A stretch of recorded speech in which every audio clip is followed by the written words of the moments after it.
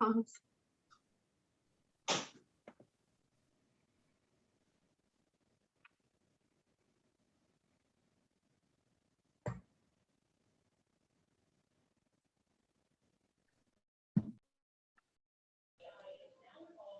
Good morning, everyone. Thank you so much for joining us. We're going to get started in about a minute or two and let everybody trickle in.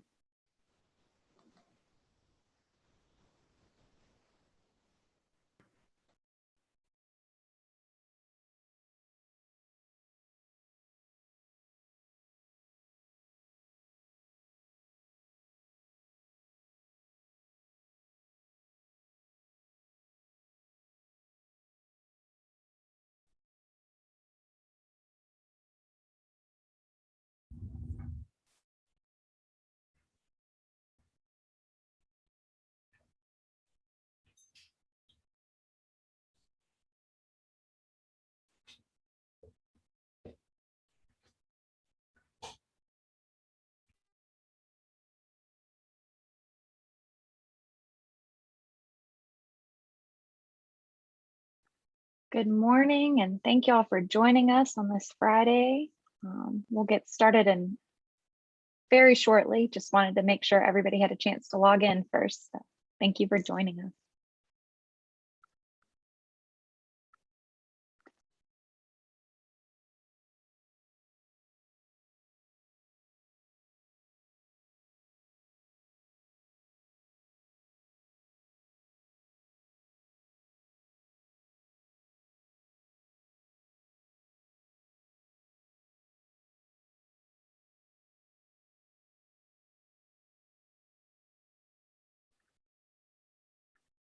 Alrighty, it seems like it's slowed down all the participants entering, so we'll get started.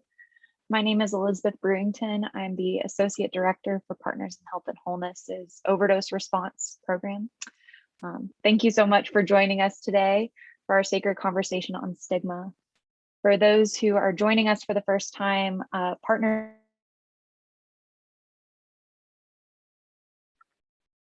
Oops, did y'all hear me? Okay, good. All right, so Partners in Health and Wholeness is a program of the North Carolina Council of Churches. We've been around for 10 years and we help churches with their health ministries and help them connect health and faith together.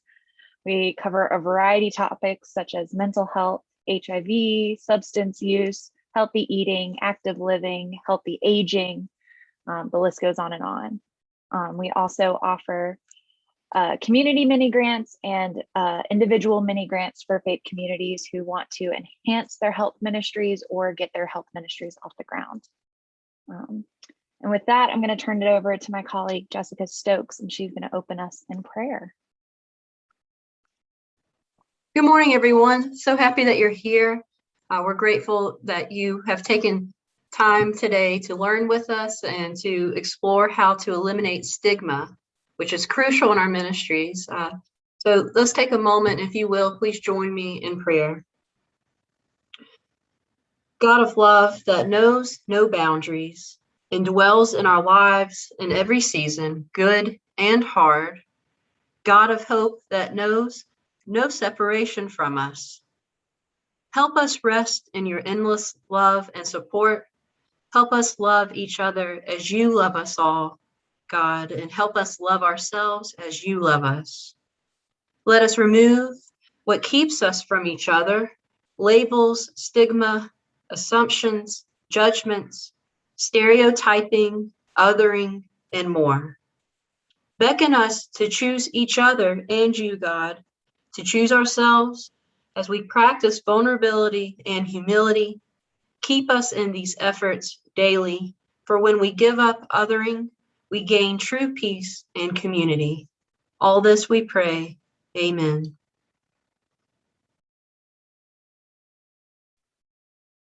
Thank you, Jessica. So in today's conversation, we are going to define stigma. We're going to talk about why faith communities are called to do this work. What are the deeper whys that undergird this work? We're going to talk about how stigma impacts health. We're going to talk about productive language and then some stigma reducing language examples that you can use. And we'll end with a call to action and some questions and answers. So the definition of stigma we're using for today comes from the Mayo Clinic. They define stigma as when someone views you in a negative way because you have a distinguishing characteristic or personal trait that is thought to be or actually is a disadvantage. Unfortunately, negative attitudes and beliefs towards people who have mental health or substance use or are living with HIV are common. Stigma can lead to discrimination, and that discrimination may be obvious and direct, or it could be unintentional and subtle. And also, stigma can eventually become internalized. So some harmful effects of stigma can include a reluctance to seek help or treatment or medical assistance, lack of understanding by family, friends, and coworkers, fewer opportunities for work or school or housing, physical violence or harassment, a lack of being able to get insurance coverage or coverage that adequately covers mental health or substance use or HIV treatment. And it can also be internalized, like I mentioned earlier, and it's a belief that you'll never succeed at certain challenges or can improve your situation. Jessica? Yeah, thanks, Elizabeth. That's great. So eliminating stigma with that definition in mind will help the culture of our faith communities and will promote healthier ways of doing life together. It can be more intentional ways that we use words, written and spoken. And with this, our ministry will be tremendously more healthy with this intentionality. Stigma, as said, are barriers, judgments, insults, or negative feelings that we have around situations, circumstances, and people. We can have stigma against mental health concerns, such as associating depression with or anxiety with negative descriptions, such as thinking being depressed is being lazy or something along those lines. We can also have stigma against body types, eating styles, types of illnesses, different abilities, learning styles, and more. But together, we can remove stigma and learn together and start living healthier together. And so in order to remove stigma, it's important to be reminded of the whys. It is crucial to remember this because this is hard work and it doesn't happen overnight. It is intentional, marathon kind of work. Our faith has the incredible ability to and opportunity to promote genuine health, healing, and wholeness in our lives. We should be able to bring our full selves to church and not be judged. And we should be able to turn to each other, friends and family, when we have a concern. And by removing stigma, we can better support one another in those events.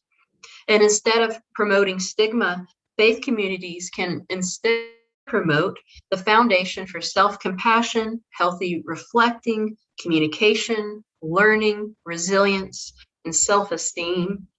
And faith communities can also be a model for personal well-being, healthy relationships, and contributing to community and society. So removing stigma leads to all these amazing outcomes. Eliminating stigma is marathon work, as I said, because it is the colossal pivoting away from all the messages, intrinsic and overt, that we have picked up in this journey about what is quote unquote normal. All the messages that we have heard, and going away from those and dismantling those messages that we have ingrained in ourselves, and instead choosing compassion, love for self and others, understanding, patience, and wholeness. And when we do this hard work of learning about the deep biases that we all hold, the hidden stigmas that are ingrained in us, when we do that hard work, we become more whole and we are able to love others better. And this is hard work, because what we're doing is we are eradicating the limitations that society puts on us. When we have those judgments or those assumptions, those are limitations that we put on others and on ourselves. And ultimately, we're putting limitations on God, even unintentionally. And so The beautiful sacred part of this work is that a faith community has the opportunity to be radically different. We have the opportunity to be totally different from the world, a world that is all about othering, and a world that is all about pigeonholing people and putting people in boxes and limiting people. We can be totally different than that, and we can be about wholeness. And so it's a sacred work. And in this hard work, in this marathon, when we preserve, we heal, and we become more known, and we know others better. And this is genuine work, and we find the peace that genuine community offers, because when we are all that much more connected to each other without barriers, without othering, we are then more connected to God. God is always with the person experiencing stigma. And so when we are feeling burnout, or we feel that we have been doing this work and we're not getting traction, it is crucial to remember the deeper whys, which are radical welcome, community inclusion, and shared dignity. By the phrase radical welcome, we are referring to the Hebrew word shalom, which is a helpful foundation for this work. Shalom means wholeness, well-being, and flourishing for all that God has created.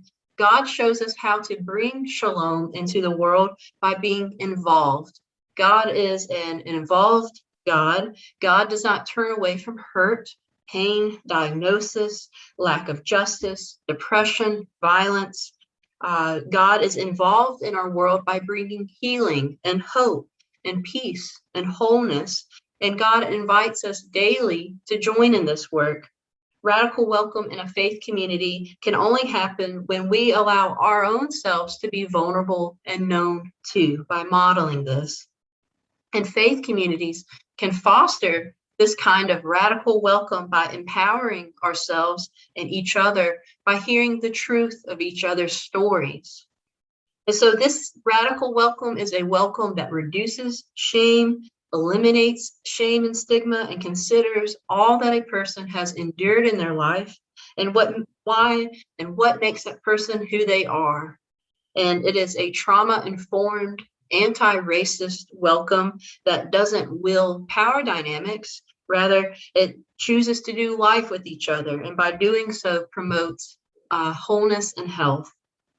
Community inclusion is the opportunity to live in community and be valued for one's own uniqueness and abilities, just like everyone else. This means that people will be included for who they are, and just by being them, instead of being fit into boxes and representing only small parts of themselves. So for instance, folks who join our faith communities by support groups, or such as AA, Alcoholics Anonymous, or maybe they just come for our food pantry ministry, or whatever that those outreach efforts may be, we won't limit our people to those pieces of their life. Rather, we will invite them to fully participate and be in the life of the community as an equal. And shared dignity means that as children of God, we already have inherent dignity that is given to us by radical love and grace. And that has allowed us to live up to this very second. We each have dignity that is woven into our deepest beings, that cannot be disputed by social economical status, levels of debt, misdemeanors, substance use, diagnosis, hunger, education levels, or any other kind of blockade that the world puts on us. That othering that we have been talking about, and tries to put blockades on our self-worth. Shared dignity gives zero power to stigma. And so the definition of dignity is the right of a person to be valued and respected for their own sake, and to be treated ethically. And so that means that all of our dignity is shared, meaning it is reliant on each other, interwoven, reliant on God. Because if your dignity is harmed, then my dignity is harmed. And if my dignity is harmed, then your dignity is harmed. And I relate this to Jesus saying in Matthew 25, whatever you do for the least of these, you did for me. And so with this, in our various ministries and our relationships and our conversations, this serves as a reminder that our contributions shouldn't be seen as an offering or a giving of dignity, but rather a sharing of dignity. When we help each other, help others in our community, that is ultimately a moment in which God is helping us all. God is when we do life together and hear each other's stories and know each other's names and see each other and spend time with one another. That space is the kingdom of God, and God is ultimately teaching us all and being with us all in those moments. And so framing our work around these theological convictions, radical welcome, community inclusion, and shared dignity, will ultimately help improve our efforts around eliminating stigma and our overall efforts in ministry. I'm going to hand it back to you, Elizabeth. Thank you, Jessica. I'm just going to give us a minute to let that sink in. That was so beautiful and so well said and gave me chills. So like Jessica said, stigma acts as a blockade, and it really puts up barriers. And as faith leaders and people of faith, it's our job to break down these barriers. And these blockades end up leading to worse health outcomes because people who experience stigma are pushed to the margins. And because you are pushed to the margins, you're going to possibly face discrimination, violence, harassment. And all of this leads to poorer health services or not feeling like you can go and get health services. And all of this leads to worse health outcomes. And so as people of faith, we are called to make sure that our spaces are stigma free and stigma reducing, and that people can be able to access these services that are so needed. And just a shout out to avrit.org, who has this amazing graphic. I think it very clearly outlines this so well. Thanks, Elizabeth. Back to you, Jessica. And so this is a specific example. That last slide shows us how stigma impacts our health. This is a specific example with HIV-related stigma. And I want you to see how these statistics at the bottom say nearly 2 out of 3 say that it is difficult to tell each other about their HIV infection. Roughly 1 out of 3 report feeling guilty or ashamed of their HIV status. Nearly 1 in 4 say that being HIV positive makes them feel dirty or worthless. And so if we take a second and think about these sad statistics, so these are children of God. These are people, our neighbors, our family, our friends. Stigma is most likely a huge part of why folks feel this way. And so you can see with this specific example how we can work around eliminating stigma so that folks can feel more accepted, more empowered, more whole as the children of God that they are. And with this, I also want to take a quick moment to give a shout out to our new, relatively new efforts around HIV work and stigma. Our project is called the Growing Communities of Inclusion, a faithful response to HIV and AIDS, which is an initiative of Partners in Health and Wholeness and North Carolina Council of Churches, which works to provide faith leaders and communities of faith with accurate information, accessible resources, and dispel myths about HIV and AIDS and those living with it. And so this work is rooted in our existing harm reduction and mental health advocacy work. And we will continue eliminating stigma and fostering conversations about these topics and educating. So if you're interested in that, please reach out to Elizabeth or myself. Thanks, Elizabeth. So with this continuing, now we're going to get into talking specifically about language, because language written and spoken is one of the ways that stigma really comes out. It certainly can come out in our actions, it can come out in the way we do life and so forth, but the way that we talk and use our words can certainly impact that. So the basis of eliminating stigma around productive language is using whole person first language. And so we don't want to use diagnosis or descriptors as adjectives. So some examples of that is, well, she's so schizophrenic, or he is an addict, or I'm just feeling so bipolar today. When we use these diagnosable illness names, which are professionally used by medical professionals, they often have an underbelly of negative connotation with them. And using them as descriptors for when things are not going well or not how we would like them obviously compounds stigma. It takes away the actual issues of a person living with the lived experience of bipolar disorder. Instead, it's using flippantly as a descriptor for maybe feeling that you're having a hard time focusing that day, which is just, it does harm. And so instead, we want to say a person with lived experience, a person living with mental illness, those with a lived experience of a mental health concern. And as Elizabeth and I say, and I think she'll remind us too, is that we just want to call people by their names. That's a great way to eliminate any trippy ground of tripping up on our words. And it's important to remember that our words, intentional or not, can become character statements. And of course, we want to avoid that.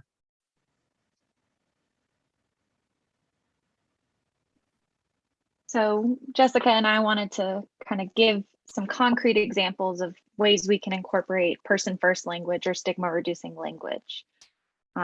So avoiding terms like addict or alcoholic and saying a person with substance use disorder or a person with alcohol use disorder or a person who uses drugs.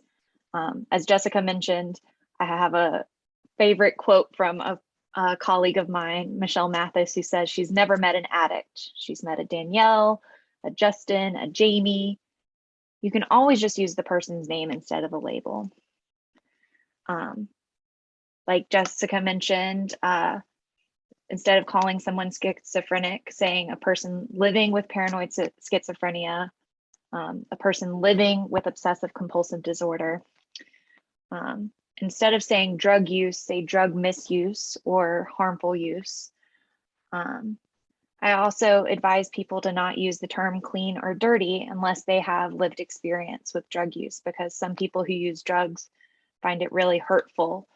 I had a colleague said that even when he was using drugs, he was clean. So now that he's not using drugs, what does that make him?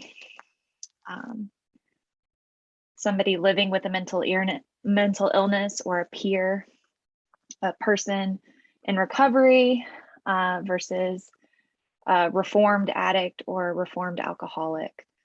And then some other ones in terms of mental health. Instead of saying that's crazy, insane, nuts, say that's wild, bizarre, odd, eccentric.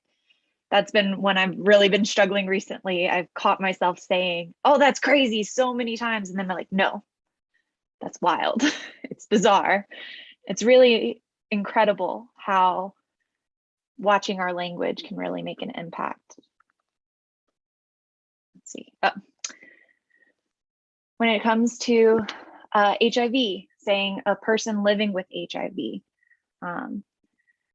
say HIV instead of HIV virus or AIDS virus. Refer to people as being HIV positive or living with HIV. The other one I want to highlight from this list is full-blown AIDS. We were on a webinar the other day and someone spoke up that she had been hearing people refer to AIDS as full-blown AIDS. There's no such diagnosis. This is just kind of an old phrasey and term. So just say stage 3 HIV or just don't say it. I'm gonna turn it back over to you, Jessica. Yes, thank you, Elizabeth. And since we're talking about language, we thought it would be a great opportunity to talk specifically about suicide, because there's a lot of harmful language around suicide. Our language around suicide can be very painful for those with lived experience of suicide, such as a survivor of suicide or someone who's had a loved one die by suicide. Sometimes our words can have intentional moral judgment on these events, and especially when we say things like committed suicide, that language evokes certain images such as committed a crime, which is, we don't know the situation. We don't have any judgment to place on the situation because this is a person and a child of God, and it's just a very unfortunate situation, scenario that doesn't require our commentary. And so there's more healthy, beneficial ways to show support to those that we know who have ties to this. And we can instead say died of or died by suicide instead of committed suicide. We don't want to say successful attempt or non-successful attempt, because nothing is successful about suicide. We'd rather say suicide death. So taking that judgment word out of it. And also suicide ideation. We need to pivot from that. I know that's a common phrasing, such as committed suicide, but going from suicide ideation to instead saying someone living with thoughts about suicide. Ideation obviously has this ideal word, ideation, ideal. We don't want to make it seem, again, like there's a judgment phrasing in there, good or bad. And instead of saying completed suicide, you may see that in journalism, in different writings on suicide. We want to instead just say suicide. Again, no phrasing of good or bad or completed or finished or so forth. And sometimes unintentionally or intentionally, there are words that are tied to these events, such as manipulative, cry for help, attention seeker. We want to instead use words that empower and validate someone. This is crucial because, again, it's not our job to provide commentary or say what is good or bad or finished or not finished. That is not helpful most of the time. Instead, we want to show support to each other and ourselves, because we hear, as funny as it sounds, we hear the words that we find ourselves saying, and we can even put our own messages and apply it to our lives. And if we're ever in a situation where we need support, we don't want to think back years ago when we called somebody manipulative or attention seeker and think, well, I don't want to be like them, or whatever that judgment was. Instead, let's just say no judgments and provide support, and we can't go wrong. And with stigma and eliminating stigma, this work is life-saving. We can save lives together by being a person who just tries intentional words. Intentional wording can open a door, can often lead to conversations where somebody may be in a living with thoughts about suicide, and they may come to you because they know of you as a place where judgments and commentary, unwanted commentary, won't happen. Rather, they are seeking support, and our words will lead to those spaces, those sacred spaces. Thanks, Elizabeth. So we wanted to ask you all, kind of a big room ask, is what other stigmatizing language have you encountered? Earlier, we mentioned that we can have stigma against body types, learning styles, eating styles. We've mentioned HIV and AIDS and suicide and mental health concerns and harm reduction, stigma reducing language. But what else have you heard out in your conversations and communities? And feel free to unmute yourselves or put in the chat if you would like to. We would love to hear some of those.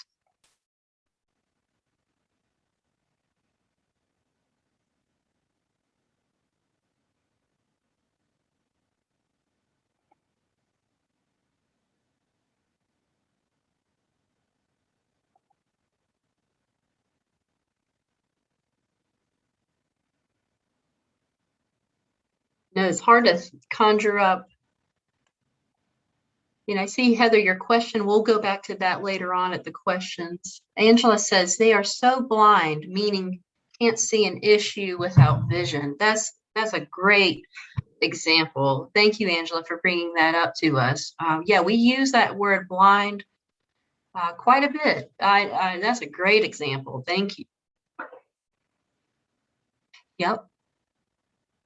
Stigma about weight and body image. We certainly have a lot of that in our society. Thank you, Natalie. And Mary says, at the doctor yesterday, he called me a young lady. I'm 61 with gray hair. It felt demeaning, though it was not meant that way. Thank you for sharing, Mary. Yeah, age, young lady descriptors like that. We especially have those where we live, don't we, here in the South? And Chris, thank you, Chris, for sharing. My colleague has been called little lady. That's right. That colleague is me at multiple presentations when I'm supposed to, it's awful and completely takes the wind out of your sails. Thanks, Elizabeth. Patricia says, speaking as an agnostic, I find God language divisive. Can references be more towards spirituality? Yeah, that's a great point, Patricia, and I appreciate you sharing that. I think depending on the context and the setting and the space, I definitely could see how that could be stigma, especially with faith language, could promote stigma for sure.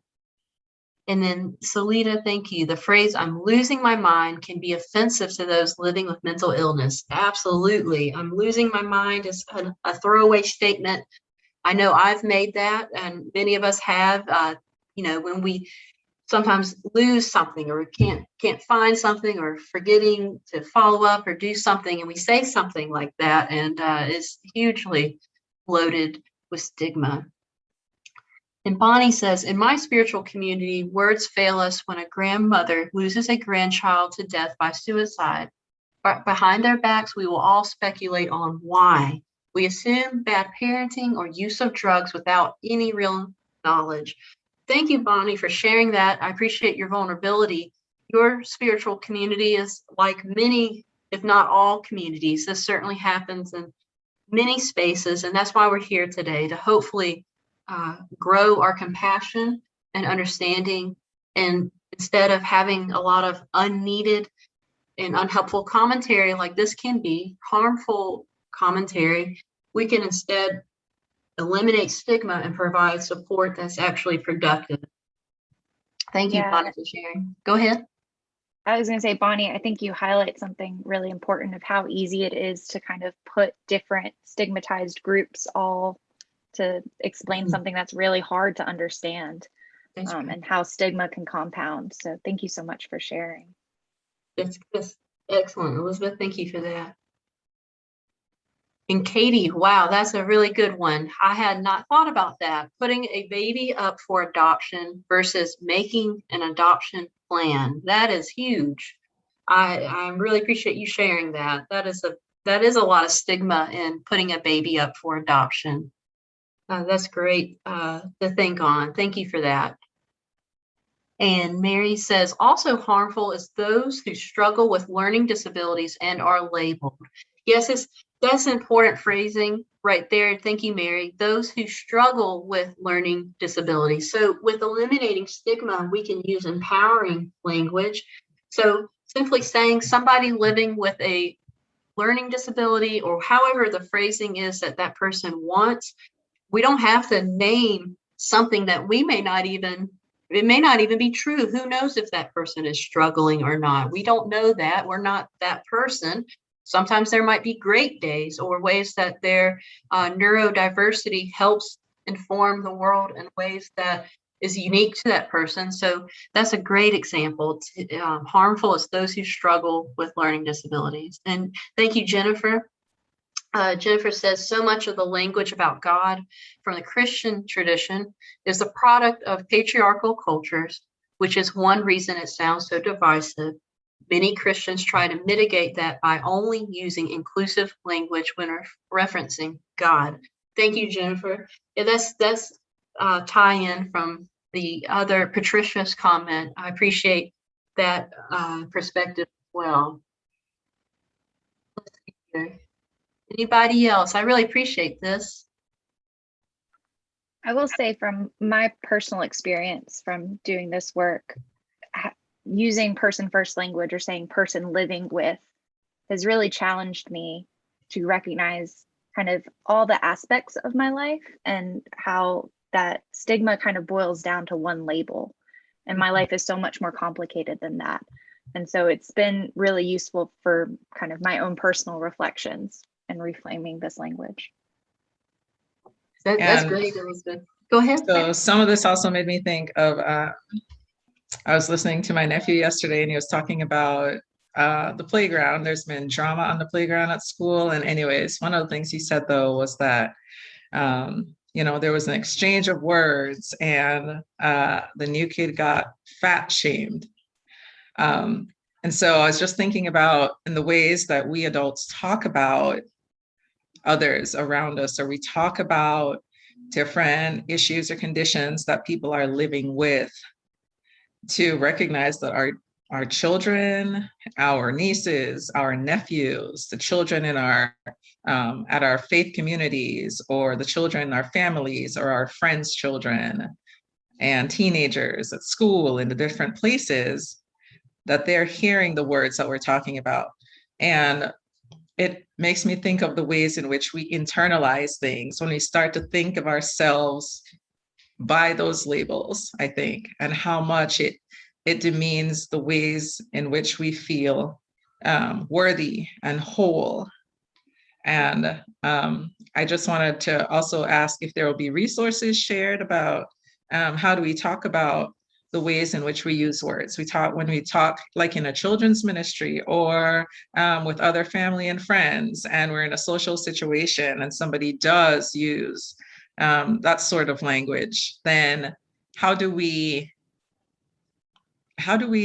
gently, but in a way, like lift that up or shift the ways in which those words are used? So I just wanted to, and just reading those words almost made me cry, to be honest. I just, I don't know.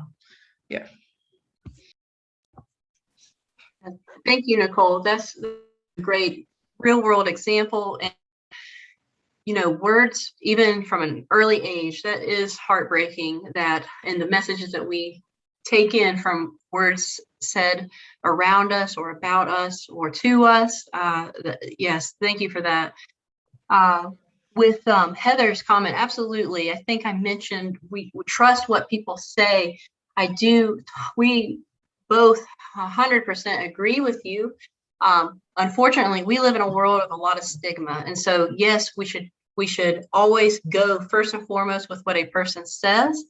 But often when we are talking about a person, if they're not around us, or if a person is not in the room, so to speak, we should still practice stigma reducing language, and of course go with what the person says, and know that it is person to person preferences. But until the world does a huge pivot, it is often safer to not assume until we are heard or taught what they prefer. But for overarching populations to say stigma reducing language, a person lived with experience, first person language. But thank you. Yes, totally agree with you. 100% agree with you. And Bonnie, absolutely another great real world example.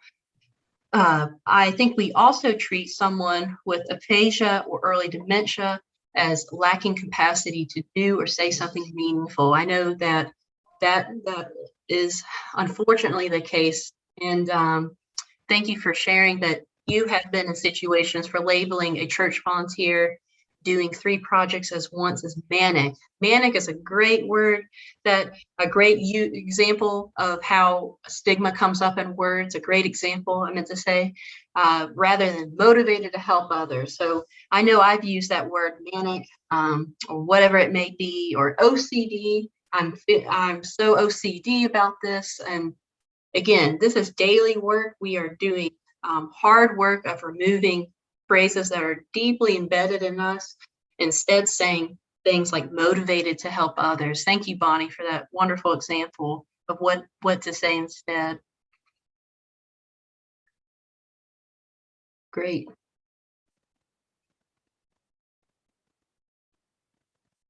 All right, you want to go to the next slide, Elizabeth? So call to action. Again, I just want to emphasize that this doesn't happen overnight. This is hard work. It's vulnerable work. It requires looking at our own hidden stigmas, our own hidden issues with othering, and just difficult things. It requires humility and vulnerability. Call to action. Please remember, though, that faith communities have tremendous opportunity to be agents of compassion, healing, hope, and peace. We won't always get it right, but we have opportunity to practice and try with intentional phrasing and words written, spoken. We have the opportunity to connect wholeness and hope to the generational impact of health concerns, including mental health concerns, substance use disorders, HIV, and more. And most importantly, this is sacred work that God joins us in. Faith communities can begin conversations of compassion while fostering shared vulnerability and a culture of mutuality and support. And the biggest call to action here, we can all eliminate stigma, from the playground to our sermons, to pastoral care, to vacation Bible school. All of us can eliminate stigma in everyday conversations and more, and our Facebook posts and everything. So we can all do this work.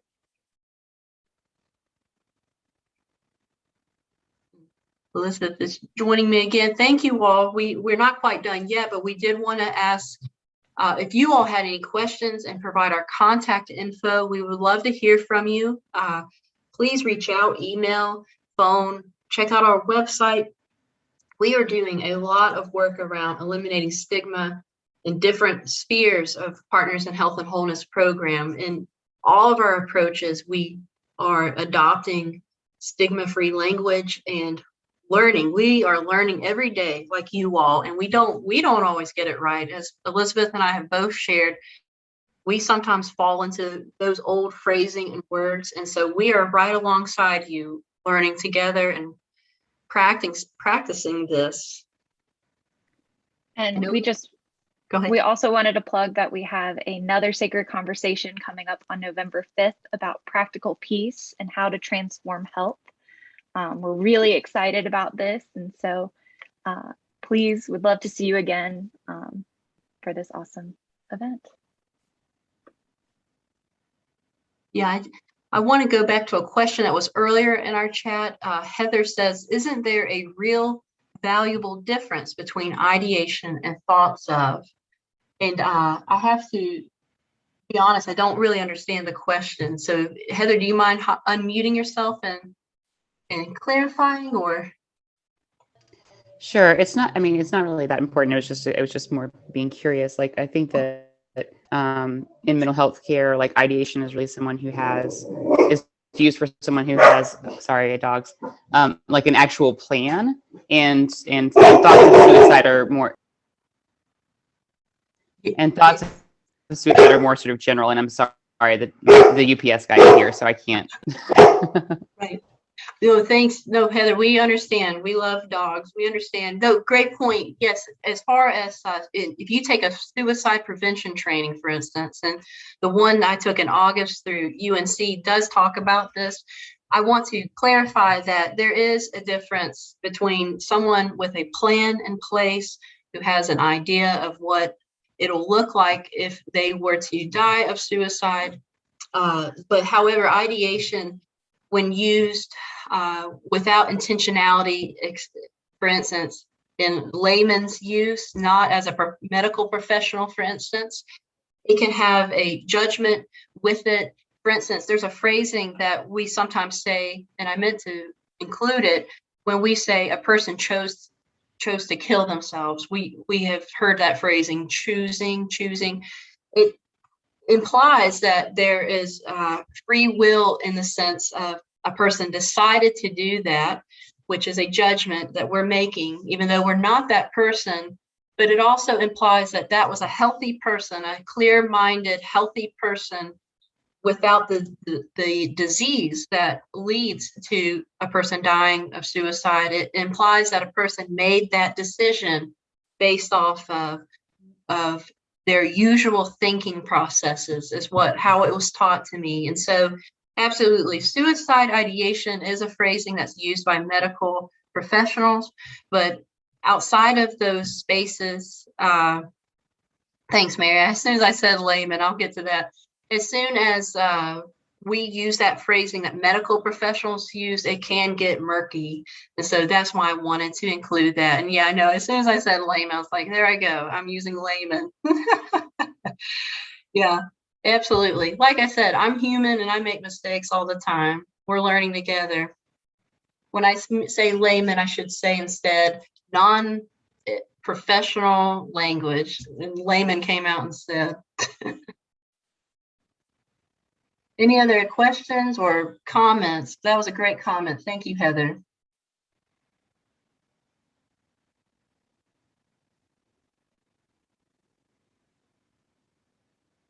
Elizabeth, and please share with me too if you think of anything.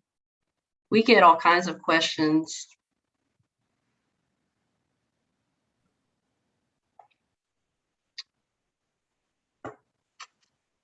For something similar.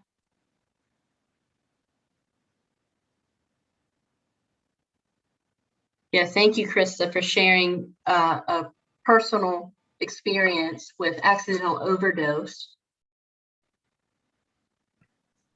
I found this on the web.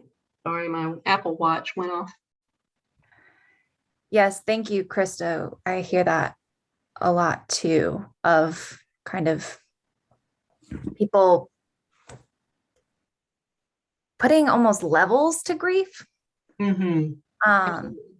When it comes to overdose, or yeah, it's really unfortunate that people try to rank grief.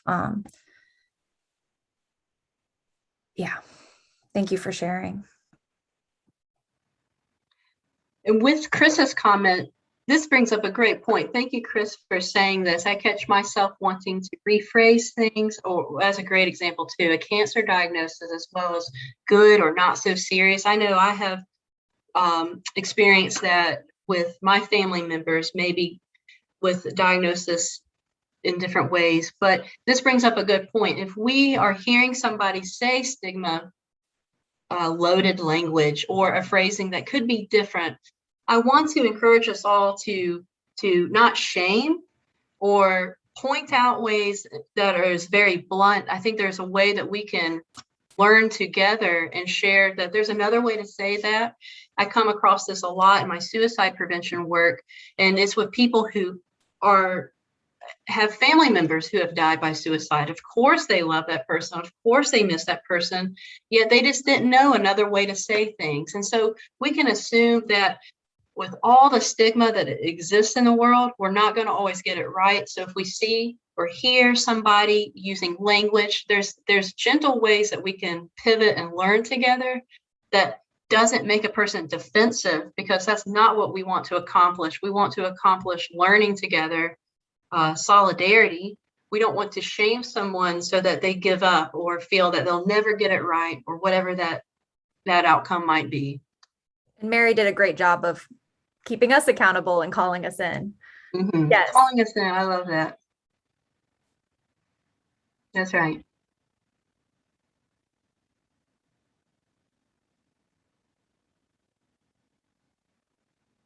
Great. I know I'm talking a lot, Elizabeth.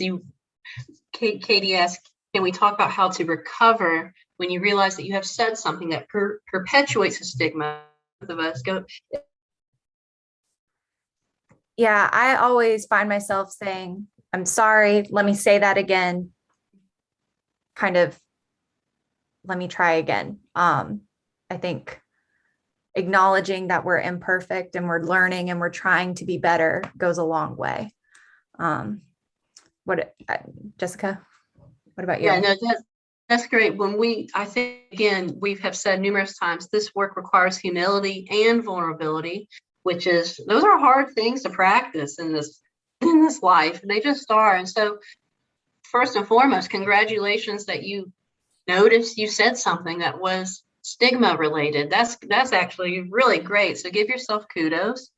And then if you have that chance, say, hey, I didn't get that right. And like Elizabeth said, I'm sorry for any harm that I may have brought to our conversation.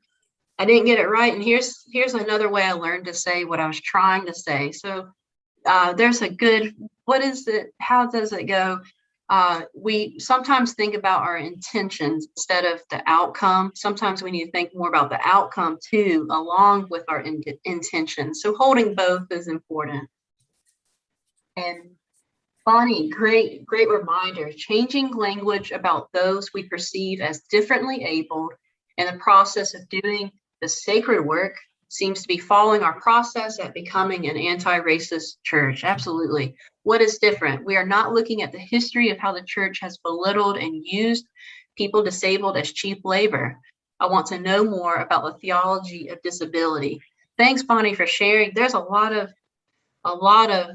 books there. I know I don't have any off the top of my head, but theology of disability, different ableness, neurodiversities. There's a lot of good resources on that, and I would love to talk with you more about what you find out and learn together with you.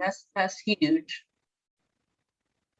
And also practicing how to be non-defensive when someone holds me accountable for my language. That's the other side of that. So we want to be gentle and pivot, accountable, hold people to our words because words matter.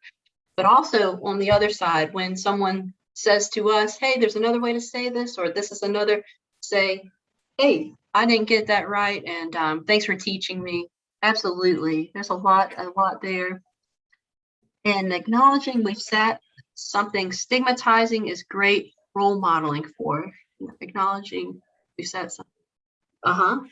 Thank you, Kara. So both comments, Mary and Kara, acknowledging we've set. And I see a hand from Miss Annie. Yes. And, we must remember that we're supposed to be forgiving. We're supposed to forgive people when they make a blunder. Yes. Because we will all make blunders. Right. That's right. So we're supposed to forgive the person when they make a blunder. It's okay to correct, but forgive that.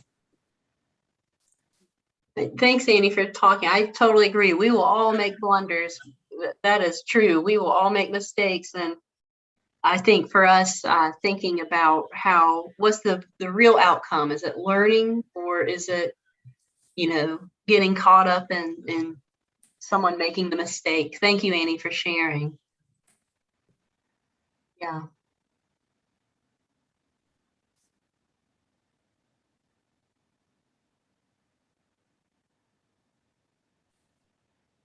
And Kara said, not sat. Thank you for clarifying. Acknowledging that we've said something stigmatizing is great role modeling for others. Thank you. I didn't want to assume that's what you said, so thanks for clarifying. Yeah, faith communities can model this and foster these relationships, and by modeling how to approach these really vulnerable and tough topics. That's a good summary of what we are trying to bring forth.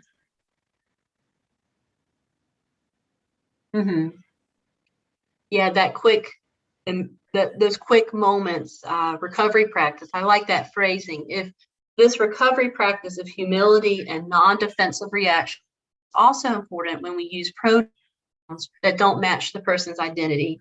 Again, that quick moment where we think to ourselves, whoa, I didn't get that right, or maybe it's a moment of embarrassment or whatever it may be that you experience. Instead of getting defensive as been named, or belittling a person's need for correction or different pronouns, we can instead live into that moment and learn and get it right. And again, that first person, whatever that person is saying, again, if that person's in front of us telling us, not through somebody else or through another way, but through that person telling us how they would like to be addressed, we can trust that. And I just sent Bonnie a resource in the chat, and so I'm going to put it in the chat for everyone. But a friend sent me this last Lent around, it's called Disabling Lent. It's an anti-ableist Lenten devotional, and I found it really helpful. And I'm going to open it up one more time for questions, and then I'll turn it over to our colleague Nicole to wrap us up.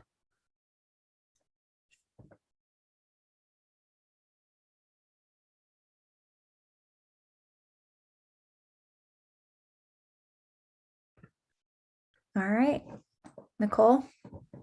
Hey, everybody. So I'm not going to assume that everybody was affected in the same way I was, because I was probably thinking about my nephew and about the fat shaming on the playground and things. And then I felt myself getting a little teary, to be honest, even talking about mental health, talking about those sorts of things. And so I want to help us to have a space. We're going to do two things. The first thing we're going to do is, okay, that's cool. Say hi, and then we're going to say hello. Hi, everybody. All right. Yeah, there's Miss Elizabeth. So the first thing we're going to do is that we are going to do a closing, and it's kind of become a PHW tradition. Both of these things we're going to do. The first one is we're going to do 3 deep breaths. I encourage everybody, we're going to center ourselves in the space where we are. Just give me 1 second.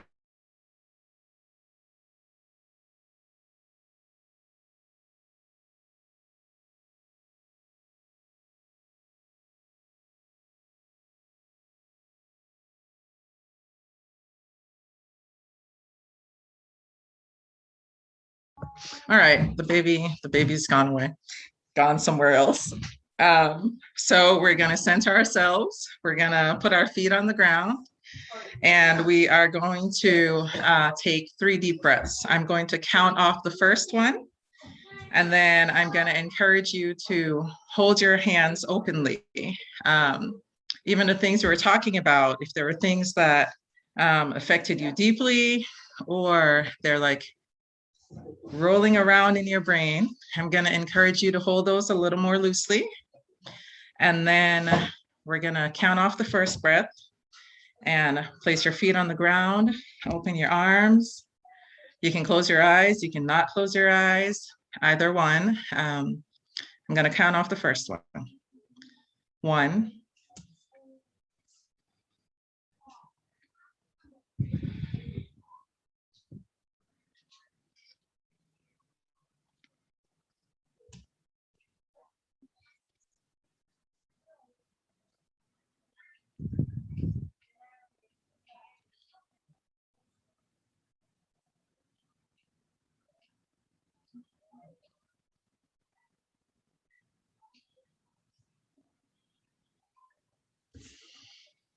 Okay. So I would encourage everybody, we're going to send out a list of resources after this sacred conversations like we usually do. If you did not register, just make sure to send either Elizabeth or Jessica your email address so that we can send a list of resources we usually send out after sacred conversations. I feel like this was a really heavy one, at least for me, just thinking about all the words and thinking about the ways in which we talk about ourselves and talk about other people. The other thing I want us to do, let's see, there's also the upcoming Sacred Conversations on Peace and Conflict, November 5th, if I remember correctly, at the same time as this one. And thank you all for coming. We were very happy to see there's some names I'm not familiar with. I want to say hi to Miss Annie McIver. She was on this call. It's good to see you. I see some other familiar names. Another PHW tradition, we don't always keep everyone muted on these calls. And what has become another tradition is that we ask everybody to unmute themselves for the last couple minutes just before you sign off, and at least be able to hear other people, just to say goodbye, or if you see somebody you know, just to say hello. But I encourage you to unmute yourselves, and if you want to put yourselves on video, I see some people are putting themselves on video already. And thank you all for coming. Thank you. Thank you. Thank you so much. Oh, wonderful job. Thank you guys so much for joining. Thank you all so much. Thank you all. Thank you, Ms. Chris. Thank you so much. Thanks so much. Have a great week. Be well. Thank you. Have a good weekend. Bye, y'all. Bye-bye. Have a blessed day. Miss Annie. How are you, Miss Annie? It was good to I'm see doing you. good. What about You're doing yourself? good? Yes. Yeah. I was thanking Miss Chris for sending me the link some way or another. I didn't get it. Oh, okay. Well, Oh. that's good. So I had to figure out a way to get on. Elizabeth, I'll stop the recording. Is that cool? Perfect. Thank you so much. Thank you. I told Miss Annie, I'm just going to send you our link because you're